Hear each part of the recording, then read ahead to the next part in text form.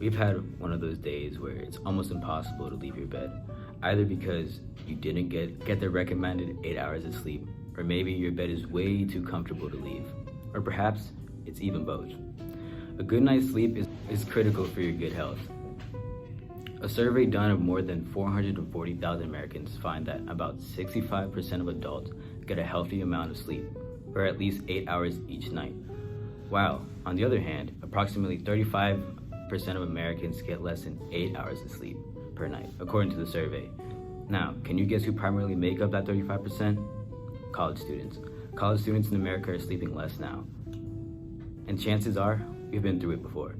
On average, college students get anywhere between 6 to 6.9 hours of sleep per night. So why is sleep so important to us? And what happens if our bodies do not get enough sleep? Sleep is important. It affects the way the brain functions.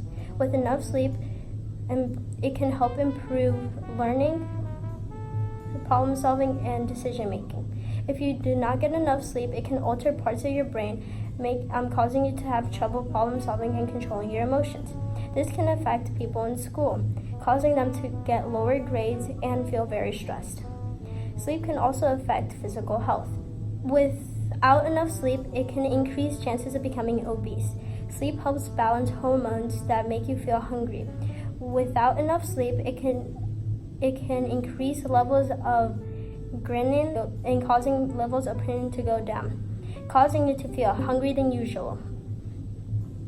Sleep also affects day-to-day performance. Without enough sleep, it can cause people to be less productive during the day.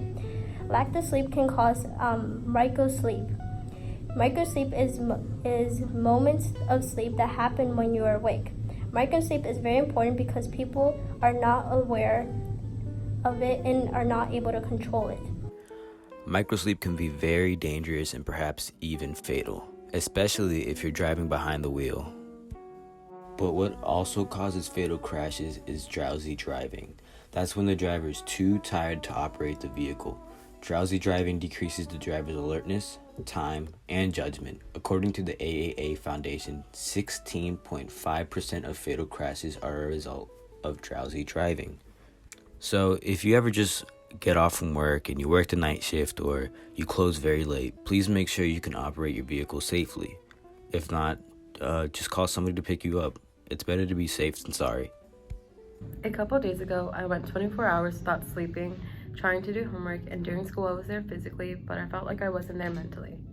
It took a huge toll on my whole day because all I could think about was going to sleep, and it made me lose focus during class. When I was trying to do classwork in class, I wasn't able to finish it on time because I kept zoning out and my eyes were getting droopy. I can tell when I didn't get enough sleep, and when I did, my academic performance was a huge difference. When I did get enough sleep, I paid much more attention and took really good notes. But when I didn't, my notes weren't the best and my attention span was terrible. So what advice can you give us that we can use to have a good night's sleep?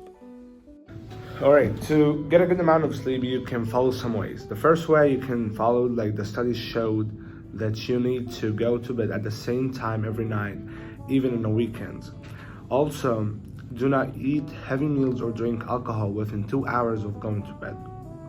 The third thing is try to sleep in a dark and a cool room.